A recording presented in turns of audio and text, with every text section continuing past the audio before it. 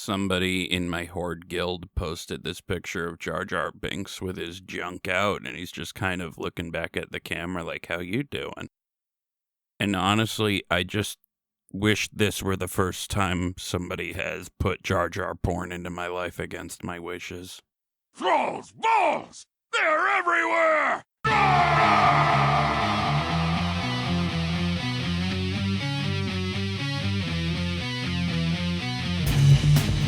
Thralls Balls, the World of Warcraft podcast with a dirty mind and a clean behind. With your host, Wooly.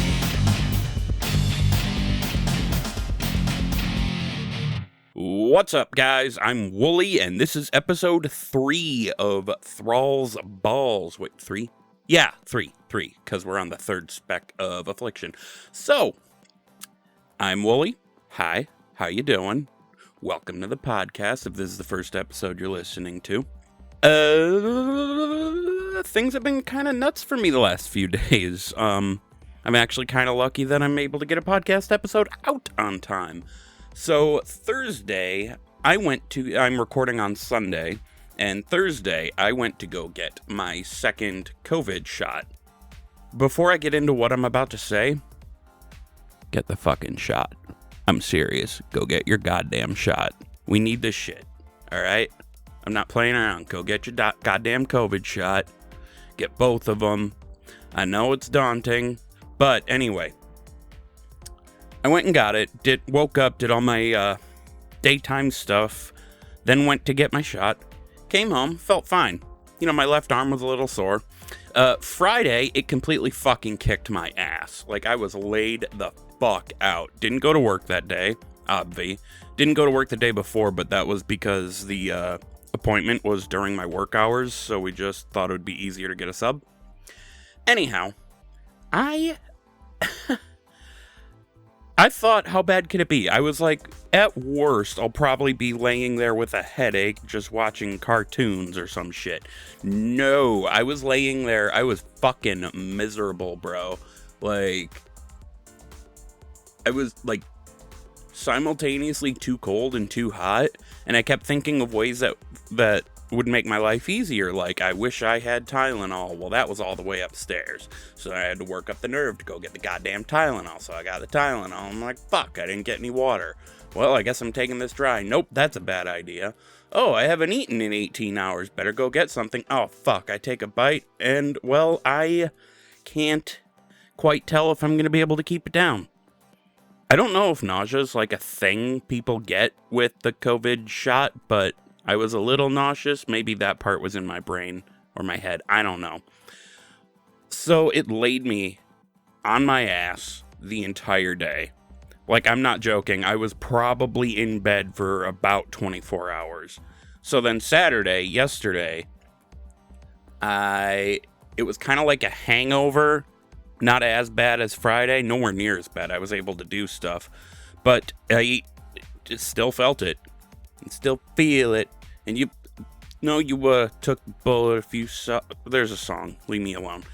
So basically, what I'm trying to get at here is I haven't taken a shower since fucking Thursday, and I'm pretty goddamn stinky. I don't like it. I'm going to be taking a shower like pretty much right after I finish recording. Moral of the story. It's going to suck for a couple days, but get your COVID shots. Get the first dose, get the second dose, because even after going through that goddamn agony, still better than getting COVID-19. There. I've said my piece. You can agree, you can disagree. If you disagree, you're wrong. I don't care. I'm drawing a line there. There is no agree to disagree when a pandemic is involved. Anyhow, this is a WoW podcast, not a COVID-19 podcast. So, let's get into WoW content. Why don't we? What have I been up to? Mostly, I've been playing with my Horde guild. Friday and Saturday, the guild went and did some time walking Ulduar. I don't really know Ulduar very well in the slightest, so I don't know what the bosses they killed up to the point that I got in were. But Friday, as I said, I was just done for, so I wasn't there. I was there Saturday. We we're just kind of in there to have fun, do whatever. We weren't really trying to go too terribly far. And go too terribly far, we did not. It was a continuation of that first day, and we got down Iron Assembly, and then we went on to Hodir. And may I just say, those goddamn snowdrifts are kind of difficult to see, you know?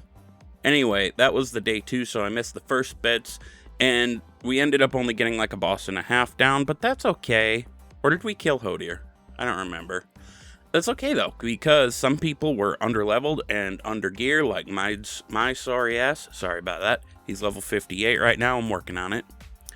And some were new raiders. I don't know exactly who was new to raiding in general, but some hadn't raided in a long time, and it's totally fine because we're just there to have fun. And also, it's not like we have weeks and weeks to play with it, you know? It's time walking. It is what it is. So then for my Alliance guild, I gotta put crickets here. I'm not putting a cricket sound effect in, but that's my fault. I was supposed to, or I had meant to, go on my Warlock and do some gearing on him, but I got really carried away with playing with my Paladin on my Horde guild, and I just kind of didn't. I fucked up. And I know my Alliance guild listens to this, so sorry guys, my bad.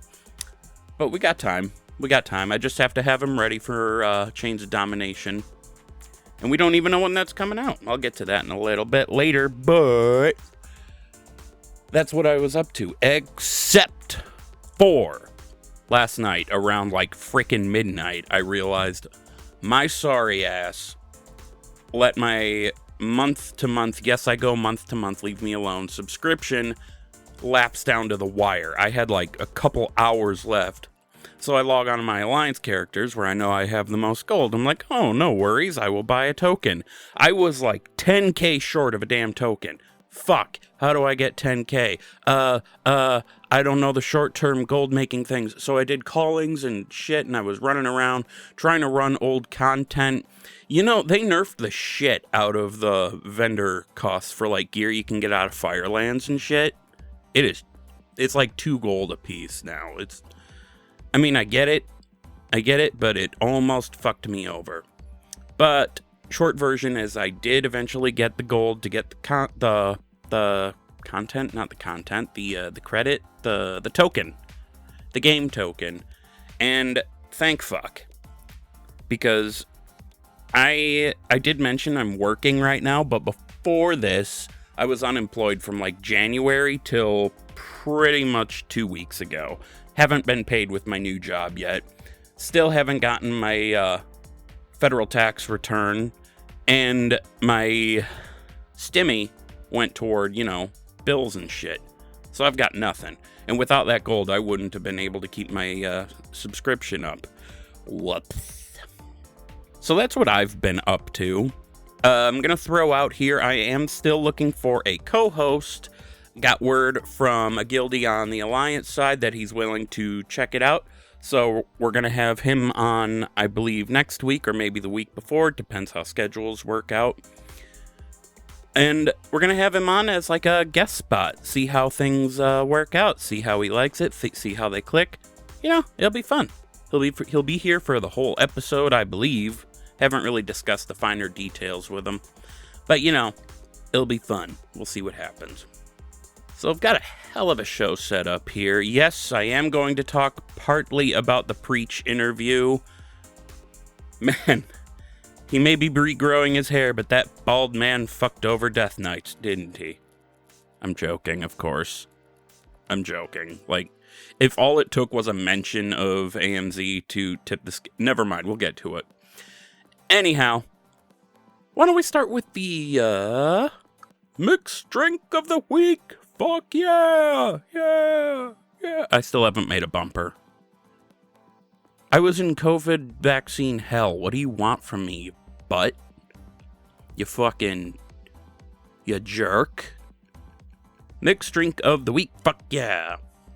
So, as I have said in previous episodes, we are working our way backwards through the armor types per class, We started with the Warlock, we've already got Destruction, we got Demonology, now it's time for Affliction.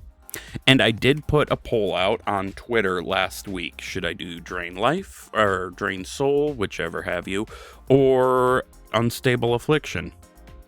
Drain Soul did win the poll, but I was not 100% able to procure the items I needed for it. So instead, we're going with what a guildie, shout out Starbaker, suggested. This is Seed of Corruption. And I couldn't figure out how I was going to put the right spin on this. At one point, I was thinking, what if I put Pop Rocks in it? But did they fucking make Pop Rocks anymore? Did they stop making that? Because I couldn't find it. I could not find Pop Rocks.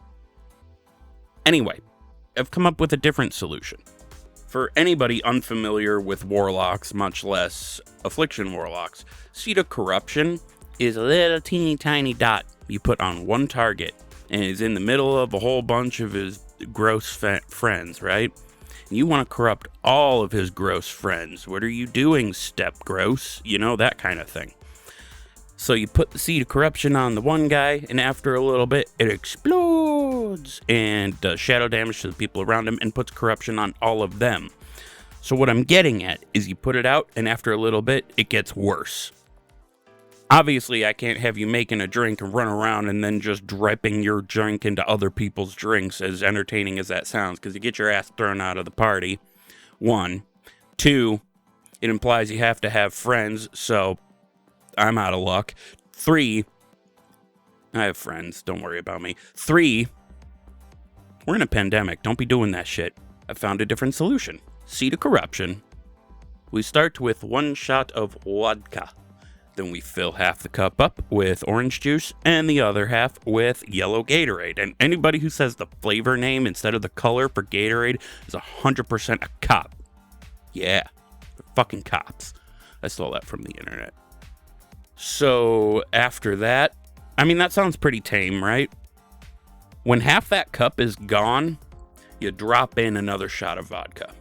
So what's happening here is you're starting it, and then after a little bit, it gets worse.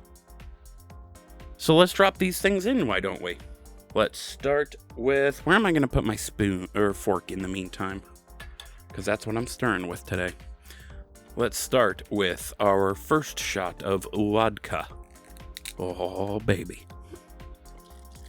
And I am using Smirnoff because who doesn't like memories of when you're in college and you get iced to the point where you're drunkenly stroking the wall in your dorm room, and then your roommate walks in and you're in a super drunk haze, but you're like feeling silly, so you pick up the TV remote and you whip it across the room and it hits his metal shield and explodes into a million pieces. Kind of specific, but that actually happened. Yeah. Hey Sean, how's it going? Smirnoff has a special memory in my mind. Okay, so I've got the shot of Smirnoff in there. Now I'm filling up half the cup with no pulp Tropicana Pure Premium orange juice, but you can use whatever pleb shit orange juice you've got on hand. Alright, that's half the cup. I'm just gonna go ahead and finish off this orange juice. They told me that was no pulp. There was definitely pulp. Those assholes. And filling in the rest of the cup with lemon lime gatorade. You know what this sort of looks like is a mimosa without the, like, bubbles. Anyway, over the lips, through the gums, look out, butthole. I don't know. Anyway, let's try it. Here we go. That is not bad. That is not bad. That is actually pretty smooth. That is... I like that. I like that. Thank you, Gatorade. Thank you, orange juice. Thank you, Smirnoff vodka. It's not exactly getting iced, but it has struck me that there might be people out there who don't know what getting iced means. So, allow me to educate you, so if you don't know, you can go do it to people and it'll be amazing. Basically, you present somebody with a Smirnoff Ice when they're not expecting it, and they have to chug the whole motherfucker right on the spot. That's basically it. That's called getting iced. And that happened to me a lot in college. It happened to me a lot after college because I'd go to a cabin with my friends and I'd go to take a shit. And then I'd walk out of the bathroom feeling all proud of myself. And suddenly there's a fucking Smirnoff Ice in front of me. I'm like, God damn it. And you got to do it. You got to do it or else you're the ruiner of vibes. You know? Anyway, I will keep an eye on this drink as we go. And when it is halfway empty, I will add that other shot. Even though I probably shouldn't because I'm 2 days out from a vaccine that knocked me on my ass, but whatever, man. C'est la vie. Alright, let's get into the WoW news. So, I'm going to save the stuff for the Preach interview for last. Just because, you know, a lot of, like, videos and shit have been picking it apart and going crazy on it, and I know a lot of people have watched it itself, and just, everybody already has their opinions. So, I'll give mine after the fact. What we're going to start with is some of the Torghast changes here. It's a little bit of old news, but it's we've gotten a better look at the way the new scoring system works, right? And this is way different.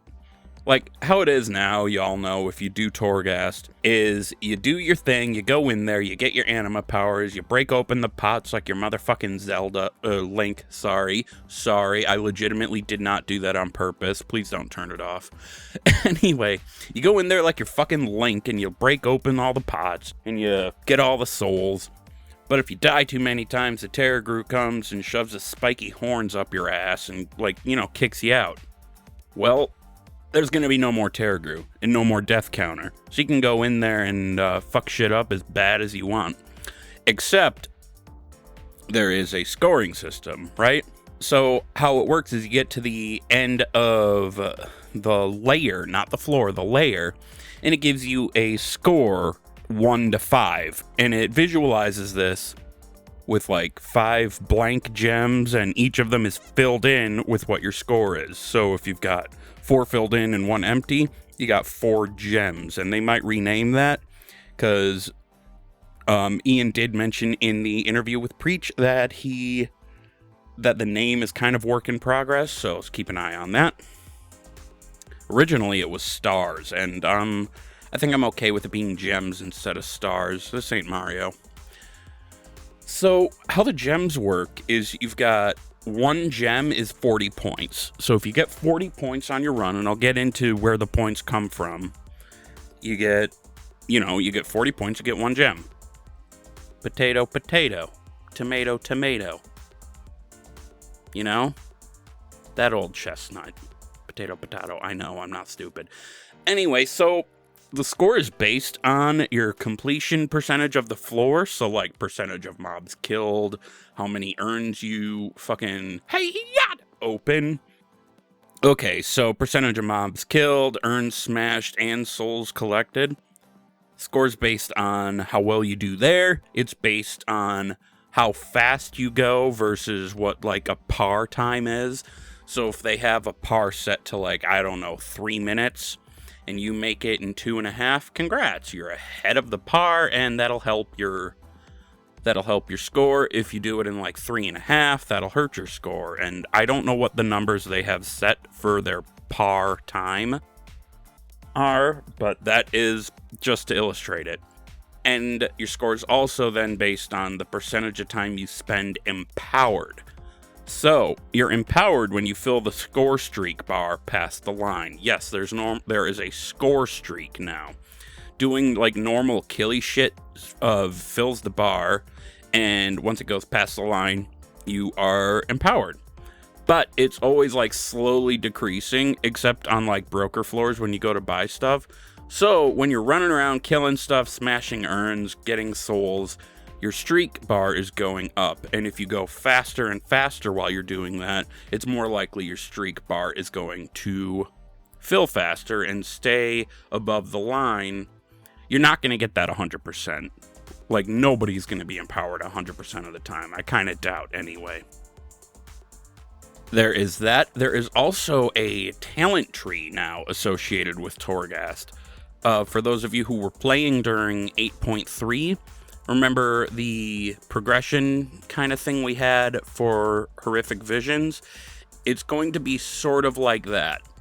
You get tower knowledge that you spend on these little talents, and you gain those on all the runs through Torghast, even the quote-unquote failed ones, like if you don't unlock shit. And then you use the tower knowledge to fill out this progression tree. One thing I want to point out here is Soul Cinders. That's what you get from Torghast now to... I mean, you still get your Soul Ash, but you also get Soul Cinders to upgrade your legendaries past eye level 235, which is the highest they can be at present in 9.0.5. And you still get your Soul Cinders when you finish Torghast, regardless of what your score is. So, like, if you finish the entire layer and you don't unlock shit, you get like a 1-gem run and it's garbage, you still get your Soul Cinders. And I believe Soul Cinders are only like layers 9 and higher. So you still get your Soul Cinders, you still get your Soul Ash. Rock on. And I believe there's 12 layers now. I'm going to say that, just so people are like, layer 9? What? Moving on, there is a new reagent in the game called Crafter's Mark IV. So this is to bring your crafted profession gear as high as eye level 230. And at first you're like, oh, hot dog, I can just buy, 230 eye level gear and catch the hell up. And from what I understand, this is roughly what you get, what normal Sanctum of Domination gear is about 230. Except there's a lot of restrictions on this. First of all, it is unique equipped, meaning you cannot wear more than one crafted piece of gear that has been, supercharged with this baby oil of truth shit that makes it stronger. So you can wear one, and you gotta be 60. Well, duh. Why would you'd expect that, right? Like, somebody's 55, they're not gonna be running around with a 230 chest or something. The other thing here is it's a BOP item, so you can't go buy it on the auction house. And I didn't see if this... I might have this part wrong, but I think that means then that the item you make is also going to be soulbound, so you can't buy it on the auction house. You can't buy the reagent. You have to create it. So I believe that 230 piece is one you're going to have to make for yourself. I'd love to be wrong about that because I want to sell shit and get gold, but it's all good. So you can make this reagent, the Crafter's Mark IV, as an alchemist, a blacksmith, an engineer, jewel crafter, leather worker, and tailoring. So we'll have to see how that plays out. I might be looking like an idiot here, but I've never heard of Crafter's Mark in the first place, and this says it's the fourth one. So people are probably already familiar with this. I don't know how it differs from before, because what would have been a simple Google search didn't occur to me to make. We're fine. It's fine. Next up, we have something really cool. I love stuff like this. We have data mined death-themed back pieces. Like, sort of how those cloaks aren't actually cloaks, like the Tauren have that big old totem and whatnot. These are all cosmetic only, so I don't believe there's any stats associated with them, but they're moth-themed looking. And it's kind of difficult to describe what they look like via audio, just describing it on the podcast. It wouldn't do it justice. So look for the Wowhead link in the show notes. I think they look pretty spiffy. Go check them out. And that's just a little small piece. So moving on, there is good news and bad news regarding the word skip coming in 9.1. You ready for this? You can, on a new character, or I believe it's just alts only, you can skip Torghast and Twisted Corridor quest lines. So, you don't have to go in and find Bane and be like, hey, Bane, come with me. And you don't gotta find Jaina and be like, hey, Jaina, no, I'm actually here, come with me. You don't have to do that anymore. And, I'm thankful for that. But also, I think I would rather, I don't want to sound like a choosing beggar here, but I would rather still have to do that and still be able to skip the Maw intro, And I don't understand why we can't. Is it Is it potentially that they're trying to really push the story element? Maybe that's it. Because that is a big part of where this expansion has come from and why it's there. And maybe they don't want people to forget exactly. I don't think anybody would. I'm just trying to understand the logic. We had a BFA intro skip, didn't we? And we had a Legion intro skip, like the Assault on Broken Shore thing. So I don't understand why we can't have a skip to the Maw intro. Now, I don't believe we had a skip for the Warlords of Draenor intro, where you're going around and you're by the Dark Portal, and you're like, oh shit, we gotta blow this thing up. And unless I missed something, if I missed something, I'm a big dumb dummy, because I've been just like doing that as like a contained thing to get experience. I don't know. Liz, please let us skip the Maw intro. Please. Or at least like explain why we can't. Or something. I don't know, maybe I'm asking too much. So we've previously known that Sylvanas drops this sweet-ass Dragonhawk mount on Mythic, which I'm not going to get, at least not at content. And if it's a cutting-edge mount, I'm not going to be getting it at all, because I'm a pleb. But I want to highlight something that's really, really cool about it. It has this awesome mount special. Like, if you're in a no-flying zone, you just hold spacebar and it does it. Or, like, if you're in a flying zone, you can type /mount special. And it does this really cool, like, shoop-da-whoop-da-whoop, spinny-boop bullshit, where it, like, spins around in a circle, right? And it, like, flies around, and then it goes up, and then it bounces down on its belly, and it sounds really silly the way I'm describing it. So, go look, again, in the show notes on Wowhead. They've got the animation embedded. It's so cool. I want it. I'm never going to get it. I want it, though. Alright, so, yeah, it's time to talk about the Preach interview. So, for those who don't understand what I'm talking about, Mike Preach of Preach Gaming went and, now I think about it, I don't know if Preach is actually his last name, or if that's just a moniker.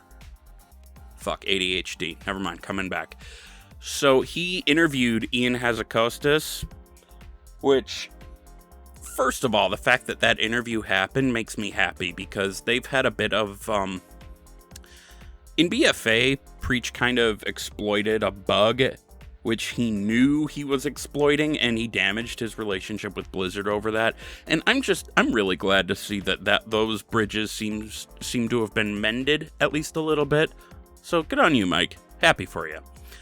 But anyway, Preach and Ion talked about a lot of stuff, so I would highly recommend you go listen to the actual interview rather than just get all the information secondhand from various videos and podcasts and whatnot, because it's like a game of telephone almost. People give what they think their version of what somebody means is, and right. But my highlights of what I took away from this is, first of all, Ion did acknowledge the slow rollout of the expansion. His exact words were, "It's not the ideal release cadence." And that is probably the most polite way he could have put it. Like, guys, give them at least a little bit of slack on this one. I guarantee you they don't want the game to be coming out slowly, right? And we are in a pandemic. They're all working from home. Think of how many different voices have to be taken into account to make this content. Like, maybe some art designer or whatever has to make something, and someone else has to approve it, and someone else has to add something to it, but it's got to be done with information based on this. Well, suddenly that information has to change because it doesn't work with the technical limitations, blah, blah, blah. Doing all of that in an office environment, I'm sure, is a whole lot easier. Doing that from home, that's a different ball of bullspit, isn't it? You know? I think we should forgive this one. It is affecting us, yes, and it's making things a little boring in the game. But I mean, as I've said before, there is nothing wrong with taking a break until the patch comes out. I'm sure they would understand. I'm sure you probably don't care if they would understand. It doesn't matter. You can just, you do you, baby. You do you. I'm enjoying the game. I haven't run out of stuff to do, but that's just me. And in that vein, Ian did kind of briefly acknowledge working from home was a big limitation to this, but I didn't get the sense he was throwing all the blame at shifting to work from home. I've been going real slow on this drink, you guys. Alright, I just took the cup down to about half. I'm going to fill in the other Smirnoff vodka as I talk through the news here. And in that same vein, with the slow drip of the content we've been getting, he was not able to give us a 9.1 release date. He said something to the effect of, I'd really love to be able to tell you it's coming out in a couple weeks, but I just plain don't have that. I just plain can't do that right now. So we gotta just be patient. It'll be done when it'll be done, and they are working super hard to get it to us. One thing that was said kind of briefly, and I didn't know where to slip it in here, so it's just kind of its own little item. Class tier sets, which people have been clamoring for to return for a long time, are finally going to be returning, but not in 9.1. That's very important to point out. It'll be in... He confirmed... Well, we already knew they were coming back, right? But we didn't know when. Ian did confirm that it's coming with the raid tier for 9.2, the raid after Sanctum of Domination. Which I'm finding myself thinking ahead to in terms of what could it possibly be? Where are they going to go after this story-wise? I'm intrigued. Moving on, Conduit Energy. He did acknowledge it's an imperfect system. I haven't been affected by it much personally, but that's because I don't swap conduits nearly as much as I probably should, right? I don't have as many unlocked as I should. That's part of what I need to be working on during this little lull in content. Oh, Jesus, that drink got so much stronger. Oh, God. Yeah. Oh, yeah, boys, this was a good one. Seed of Corruption. But people are running into issues with it, right? With the conduit energy. And the team wants to avoid another system where you swap everything around boss to boss.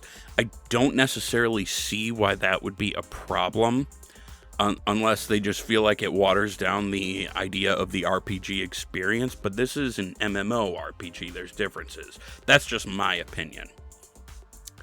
And I'm sure a lot of people share that opinion. So they don't want you to be able to do that. Okay, fair enough. I don't understand why, but fair enough. That's where they're coming from. They don't want you to be swapping your conduits around every day either, but maybe every week they're okay with doing that. From what I understand, they want to draw a distinction between what's viable and what's optimal. And this, for me, I gotta be honest with you, this is a bit of a sticking point for me. Because the way the community plays this game, first of all, I'm very much in the camp of stick with what's viable. I don't need optimal, but the way the community plays this game is if you're not optimal, GTFO. You're a scrub, you're a loser. You have like a 0 rating on Raider.io. Your gear score is so low that, your mama. I don't have a joke for it. Whatever. My point is, people just won't accept that as a whole, I don't believe. If you can take one conduit and it does just fine when another one does like 0.02% better, who do you think the group leader is going to pick? They're going to pick the one that fits the slot better. It's just the nature of the way people play it.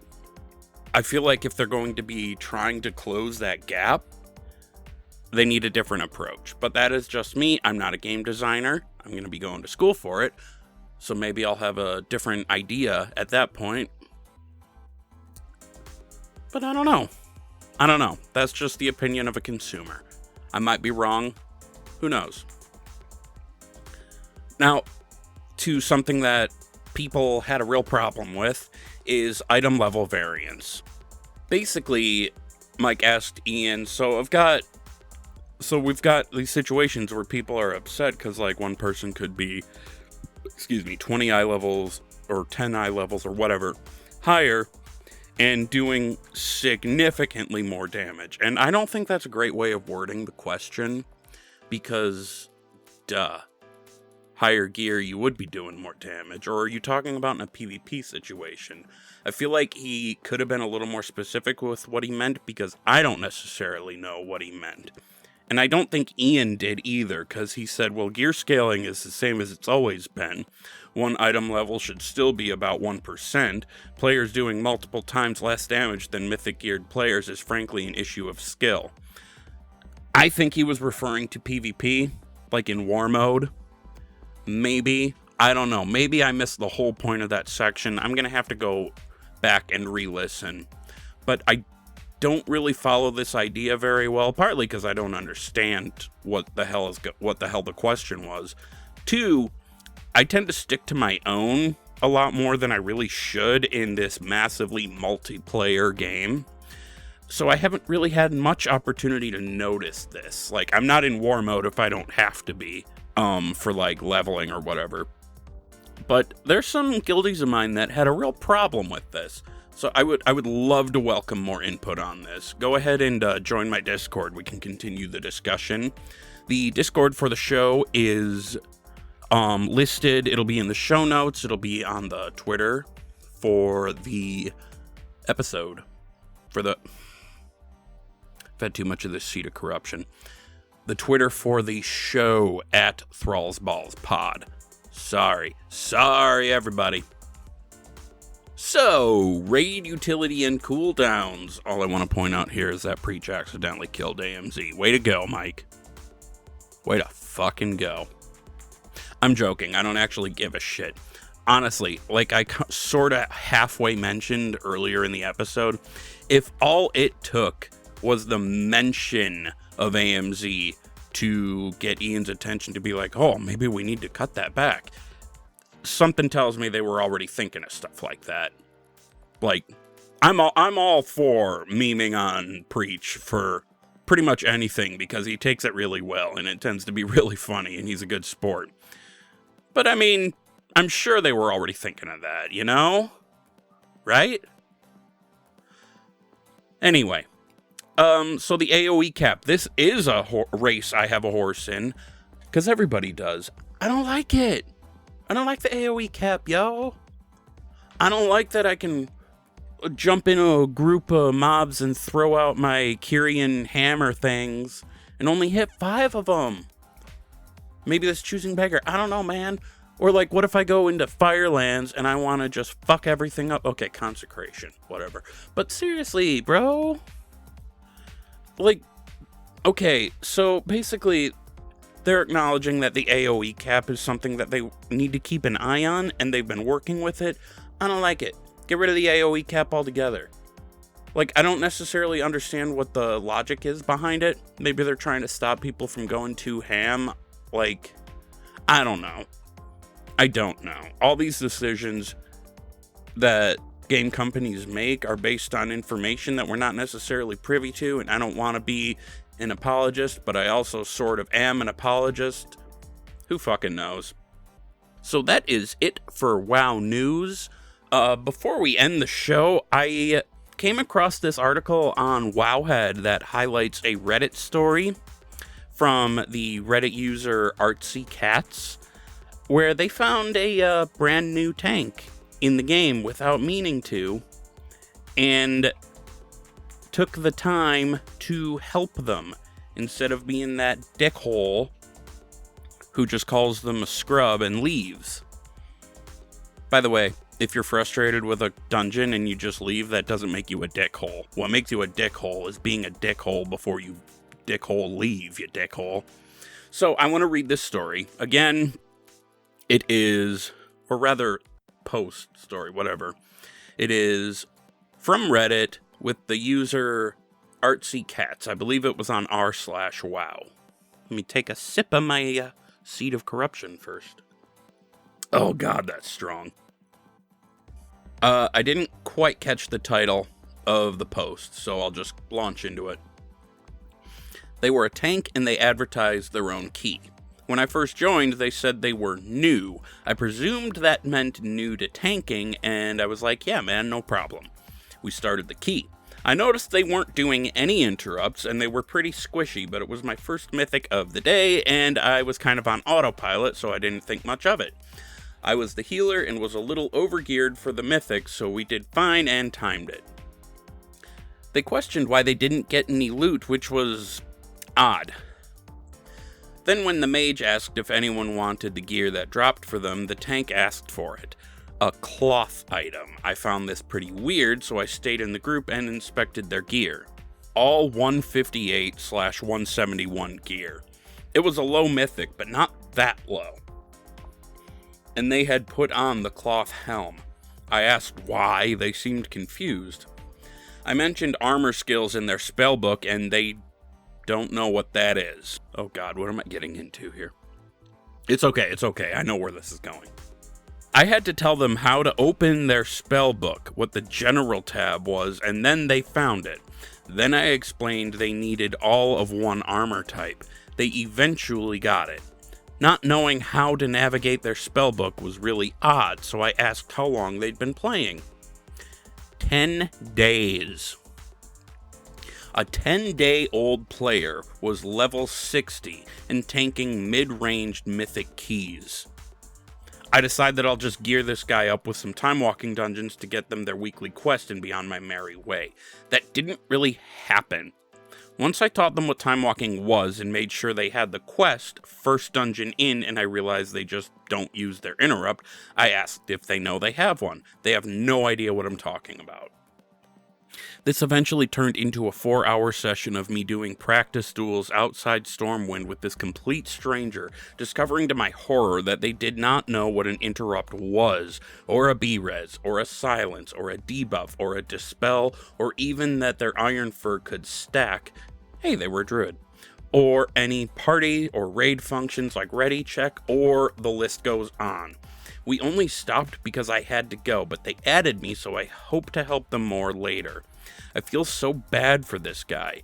A tank doing Mythic Plus keys for who knows how long with an item level too low to get any loot from them, not knowing so many of the basic mechanics of the game. And they were saying sorry so much, I am pretty sure they'd been flamed more than once and had no idea why. This line is important, I'm coming back to this.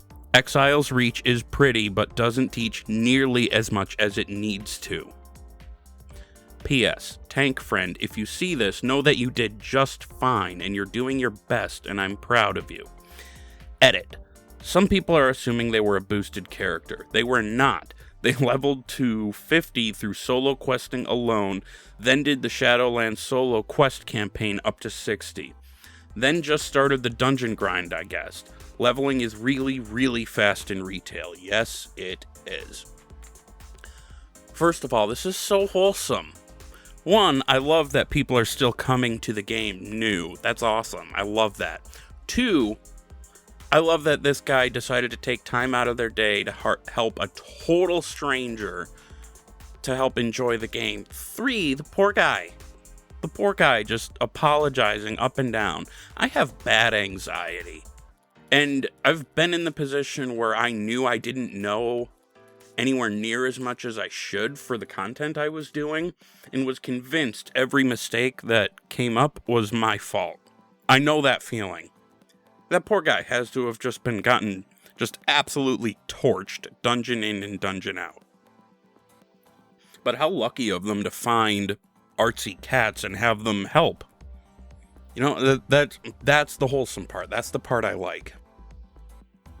Now, the line I wanted to come back to, Exile's Reach is pretty, but doesn't teach nearly as much as it needs to. Yes, that is 100% true. And I was not going to talk about this until I had more concrete plans, but fuck it. I've been meaning to, for a good long time, make YouTube videos in short form specifically to help brand new people to the game. And like, that idea is not new. But what I want to be doing is, it's going to feel super hand-holdy, but it's going to be covering shit that you wouldn't think of. Like, oh, they're new to the game. It doesn't occur to you to be like, so you have to right-click on the item in either Quest Tracker or in your bag, and then use that click on the mob that you need to heal or something. And I kind of got the idea when I watched Taliesin of Taliesin and Evitel lead his brother through the Exile's Reach, and that specific example didn't know how to use an item on a friendly NPC.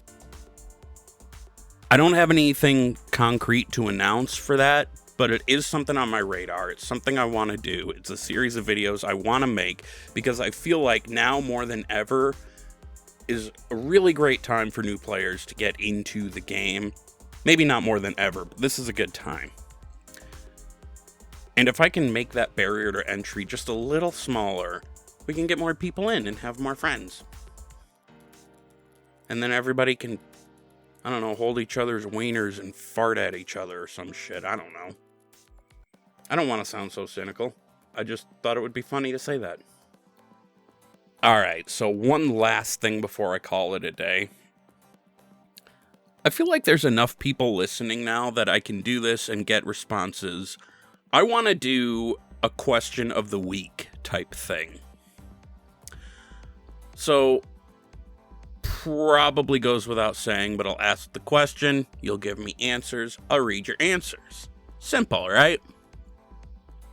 So, the first question of the week that I'm going to put to you all is, if you're familiar with how your 9.1 Covenant-specific flying mounts look, how do you feel about them? Are you happy? Are you not happy? What would you have instead? Your answers can be, like, serious. They can be stupid. Like, if you tell me you want a flying turd, I'll read that you want a flying turd. I don't give a shit. Just tell me stuff, you know? It'll be great. So, once again, to put the question succinctly, if you're familiar with what your Covenant's flying mounts look like in 9.1, are you happy with what you're getting? Are you not happy? What would you change? What would you have differently? You can submit your answers on Discord.